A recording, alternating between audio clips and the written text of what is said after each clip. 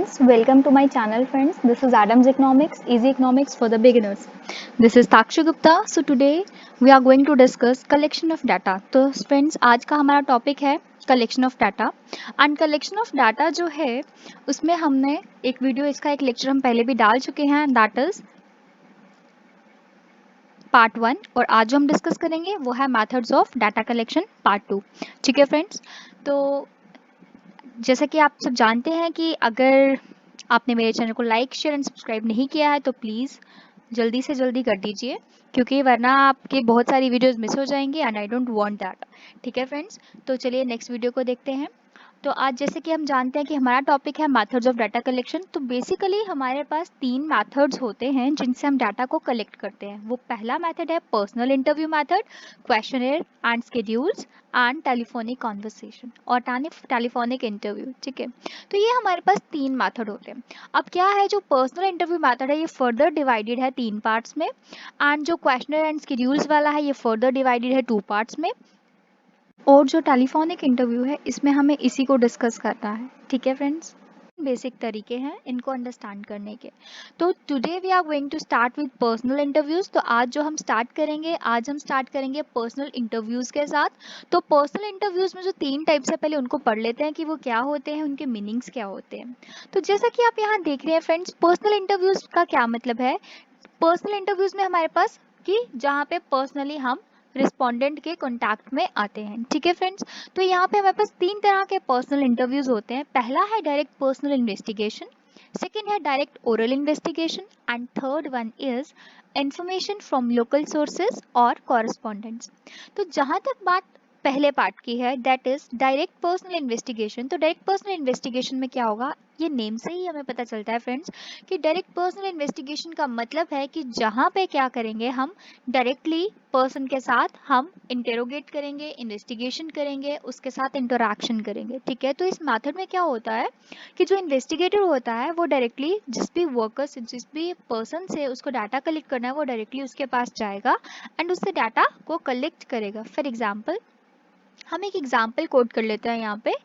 तो हमारे एग्जाम्पल है कि एक हम कंपनी की बात कर लेते हैं और उस कंपनी में suppose 100 of workers are working there. ठीक है, हंड्रेड्स ऑफ वर्कर्स अगर वहाँ काम कर रहे हैं, लेकिन हमें पूरे 100 का डाटा कलेक्ट नहीं करना है, हमें इन्फॉर्मेशन चाहिए. सपोज हम मान के चलते हैं कि हमें 20 वर्कर्स की इन्फॉर्मेशन चाहिए उस एरिया की, उस कंपनी से. ठीक है, और हमें जो डाटा कलेक्ट करना है वो किसके लिए करना है, वो उसके लिए उसके इकोनॉमिक कंडीशन को चेक करना. तो इकोनॉमिक कंडीशन की जब चेक करने की बात आती है तो हम ले लेते हैं कि इसमें 2 वेरिएबल्स को. वैसे तो इसमें काफ़ी वेरिएबल्स आएंगे पर हम सिर्फ 2 वेरिएबल्स को ले लेते हैं. 2 वेरिएबल्स, पहला वेरिएबल ले लेते हैं हम कि इनके पास इनकम कितनी है. ठीक है फ्रेंड्स, और दूसरा वेरिएबल ले लेते हैं एसेट, कि इनके पास एसेट क्या है. एसेट समझते हैं ना फ्रेंड्स कि कोई भी वेल्थ इनके पास क्या है. एसेट का मतलब है कि क्या चीज़, कोई घर या कोई व्हीकल, जो भी चीज़ इनके पास है, कोई मशीन, उसको हम एसेट बोलते हैं. ठीक है फ्रेंड्स, तो हमने 2 चीज़ें ली हैं, इनकम और एसेट की नॉलेज. ठीक है, ये दोनों चीज़ों को हमें जानना है. तो हम क्या करेंगे, पर्सनली वर्कर के पास जाएंगे और उससे डाटा कलेक्ट करेंगे रिगार्डिंग इनकम. हमें जो क्वेश्चन पूछने होंगे हम उनसे पूछेंगे, डाटा लेंगे, उनसे इन्फॉर्मेशन लेंगे और उसको न्यूमेरिकल टर्म्स में कन्वर्ट करेंगे, तब जाके वो डाटा की फॉर्म में आ जाएगा. इसी तरह से दूसरा वेरिएबल हमारा एसेट है, तो एसेट के लिए भी हम उनसे क्वेश्चंस पूछेंगे और जो भी इन्फॉर्मेशन वो हमें देंगे उसको हम कलेक्ट कर लेंगे. ठीक है फ्रेंड्स, ये होता है direct personal investigation. Personally investigator ने क्या किया, वो गया वर्कर के पास और उसने उससे डाटा कलेक्ट कर लिया. अब सेकेंड पार्ट मूव ऑन करते हैं. तो सेकेंड पार्ट है हमारा इनडायरेक्ट ओरल इन्वेस्टिगेशन. तो इसमें क्या होता है फ्रेंड्स, ये इनडायरेक्ट ओरल इन्वेस्टिगेशन की बात करता है. इनडायरेक्ट ओरल इन्वेस्टिगेशन का मतलब है, नाम से ही पता चल जाता है कि किस चीज़ की बात करने जा रहे हैं. इनडायरेक्ट मीन्स डायरेक्टली जो है, जो रिस्पोंडेंट है और जो इन्वेस्टिगेटर है वो डायरेक्ट कांटेक्ट में नहीं आएंगे. मीन्स आमने सामने फेस टू फेस बैठ के उनकी बात नहीं होगी, पहली चीज़. दूसरी चीज़, ये ओरल होता है, इसमें कोई प्रीसेट क्वेश्चनर नहीं होता उनके पास जो जिस पे वो रिटर्न फॉर्म में क्वेश्चंस के आंसर्स को मार्क करेंगे, ऐसा कुछ नहीं होता है. ये ओरल इंटरव्यू टाइप का होता है. ठीक है, अब इसमें क्या करेंगे, इन्वेस्टिगेटर जो है, अब उसको वर्कर के पास जाना है और वर्कर से उसको डाटा चाहिए. वही 20 वर्कर्स की ही बात करेंगे, उसी एग्जाम्पल को कंटिन्यू करते हैं. लेकिन ये कहा जा रहा है अब कि जो वर्कर है, यहाँ पे काम करने वाला वेज लेबरर है, वो कैसा पर्सन है, वो एक अनएडुकेटेड एंड इग्नोरेंट पर्सन है। तो अगर कोई अनएडुकेटेड एंड इग्नोरेंट पर्सन है तो उसको नहीं पता है कि कोई अगर पूछेगा तो उसको क्या बताना है। हो सकता है वो हमें रियलिटी रिवील ना करे, वो सच्चाई ना बताए, अपनी इनकम को या तो बढ़ा के बता दे या तो घटा के बता दे। तो उस केस में हम जो डाटा कलेक्ट कर रहे हैं, हमारे पास अगर इन्फॉर्मेशन ही गलत होगी तो हमारा डाटा कलेक्शन भी सारा गलत हो जाएगा। तो उस केस में हम क्या करेंगे, हम इसकी जो इनकम का डाटा है वो इसके एम्प्लॉयर से लेंगे। एम्प्लॉयर कौन, जिसने इसको काम पे रखा है। तो क्योंकि उनसे तो हमें बिल्कुल एग्जैक्ट डाटा, एग्जैक्ट इन्फॉर्मेशन मिलेगी, तो वहां पे जाएंगे और उनसे इस वर्कर के बारे में हम क्या करेंगे, इन्फॉर्मेशन कलेक्ट करेंगे। वहीं जब सेकेंड वेरिएबल की बात आती है जो कि एसेट है, तो एसेट के लिए हम क्या करेंगे, एसेट के लिए भी हम इसको डायरेक्टली नहीं पूछेंगे। हो सकता है कि ये हमें करेक्ट इन्फॉर्मेशन देने से मना कर दे, ठीक है, या सीधे सीधे मना ही कर दे, इन्फॉर्मेशन करेक्ट क्या इन्फॉर्मेशन ही नहीं देना चाहे। तो उस केस में हम क्या करेंगे, हम इनके किसी नेबर के पास जाएंगे और इनके किसी नेबर, जहाँ पे जिस रेजिडेंशियल एरिया में ये रहते हैं वहाँ पे इनके नेबर से हम इनके डिटेल्स जो है वो क्या कर सकते हैं, ड्रॉ कर सकते हैं। तो इस तरह से हमने क्या किया, हमने दोनों वेरिएबल्स की इन्फॉर्मेशन ले ली, लेकिन हमने डायरेक्टली वर्कर को इन्वेस्टिगेट नहीं किया। हमने उसके नेबर्स को, उसके सराउंडिंग में जो पर्सन्स थे जिनसे हमें लगा कि हमें एग्जैक्ट इन्फॉर्मेशन मिल जाएगी, हमने उनको पकड़ा और हमने उनको इन्वेस्टिगेट करके उनसे इन्फॉर्मेशन ले ली। ठीक है फ्रेंड्स, अब चलते हैं थर्ड के ऊपर। तो जो थर्ड पॉइंट है वो ये है कि इन्फॉर्मेशन फ्रॉम लोकल सोर्सेज और कॉरेस्पॉन्डेंट्स। इसमें क्या करते हैं फ्रेंड्स, कि जो इन्वेस्टिगेटर है, सपोज अभी तक हम सिर्फ एक एरिया की, एक कंपनी की बात कर रहे थे। अब सपोज कर लो कि आपको क्या करना है, थोड़ा ज़्यादा डाटा चाहिए, और थोड़ा ज़्यादा डाटा में हम बात कर रहे हैं कि हम बात करते हैं कि आपको 80 रिस्पोंडेंट्स का डाटा चाहिए। वो 80 रिस्पोंडेंट्स का डाटा जो है आपको अलग अलग एरिया से चाहिए।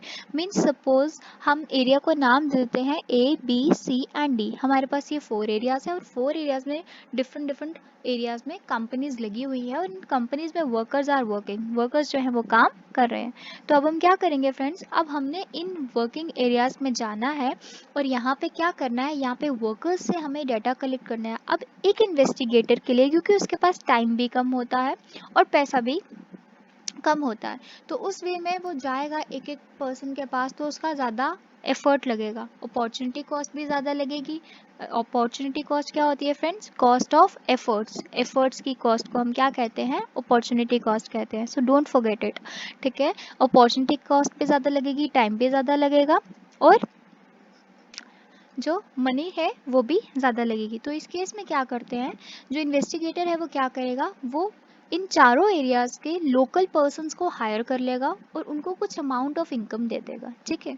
कुछ अमाउंट मतलब कुछ भी पेमेंट जो भी वो मांगेंगे वो अमाउंट हम उनको दे देंगे, इन्वेस्टिगेटर उनको दे देगा एंड उनको कहेगा कि ये आपको ये क्वेश्चंस पूछने हैं और इसके ऊपर आपको क्या करना है, डाटा कलेक्ट करके लाना है। और वो रिस्पोंडेंट्स जो हैं वो जो कॉरेस्पॉन्डेंट्स हैं या लोकल सोर्सेज, लोकल पर्सन्स है, वो जाएंगे अपने अपने एरिया में एंड 20 वर्कर्स का डाटा कलेक्ट करके क्या करेंगे, ले आएंगे और इन्वेस्टिगेटर को दे देंगे। तो इस तरह से इन्वेस्टिगेटर का काम कितना इजीली हो गया, ठीक है। उसकी हाँ मनी कॉस्ट थोड़ी ज़्यादा लगी, लेकिन उसकी टाइम एंड अपॉर्चुनिटी कॉस्ट दोनों ही उसने क्या कर लिए, सेव कर लिए, ठीक है फ्रेंड्स। तो ये तो था इनका मीनिंग। अब हमें इनको डिटेल में पढ़ना है इन सभी मेथड्स को। तो आज हम सिर्फ फर्स्ट मेथड को डिस्कस करेंगे, that is direct personal investigation. आज हम सिर्फ इसी मेथड को डिस्कस करेंगे।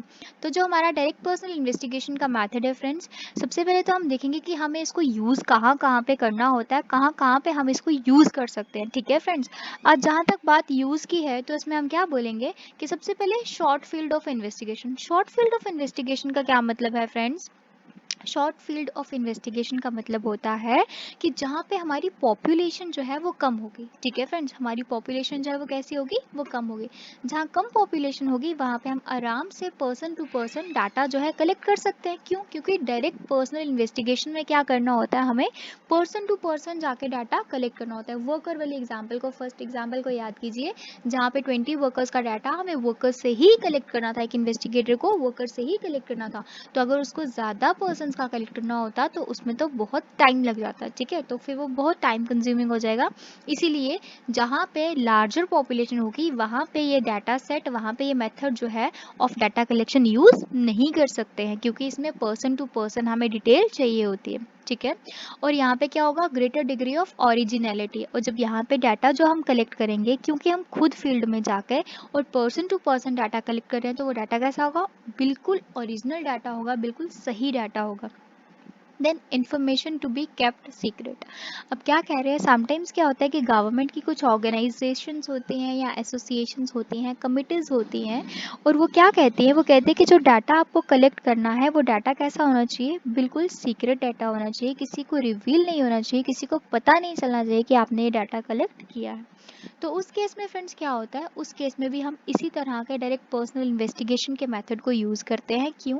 क्योंकि इसके लिए हमें क्या चाहिए, हमें पर्सन टू पर्सन जाके खुद इन्वेस्टिगेटर को डाटा कलेक्ट करना पड़ता है, क्योंकि अगर वो किसी और पर्सन को आगे हायर कर देगा तो डाटा जो है लीकेज होने की प्रॉब्लम हो सकती है। तो हमें डाटा को लीक नहीं करना है, इसीलिए उन केसेस में भी हम डायरेक्ट पर्सनल इन्वेस्टिगेशन के मेथड को यूज़ करते हैं फ्रेंड्स।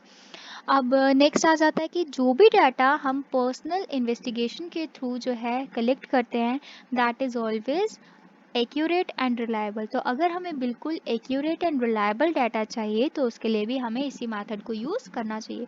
तो जो ऊपर वाले 4 पॉइंट्स है, ये क्या बता रहे हैं कि कहाँ कहाँ पे हम डायरेक्ट पर्सनल इन्वेस्टिगेशन के मेथड को यूज़ कर सकते हैं, कहाँ कहाँ ये सूटेबल है, कहाँ कहाँ इसकी एप्लीकेशन हो सकती है। ठीक है फ्रेंड्स, अब आगे बात करते हैं इसके मेरिट्स की। तो मेरिट्स में हमारे पास है जो, हाँ, जहाँ इसकी सूटेबिलिटी है वहीं से इसकी एडवांटेजेस भी निकल के आ जाती है। Number 1 is originality. Definitely person to person जाके डाटा कलेक्ट किया है तो ओरिजिनलिटी तो होगी, क्योंकि वो बिल्कुल रियल डाटा होगा।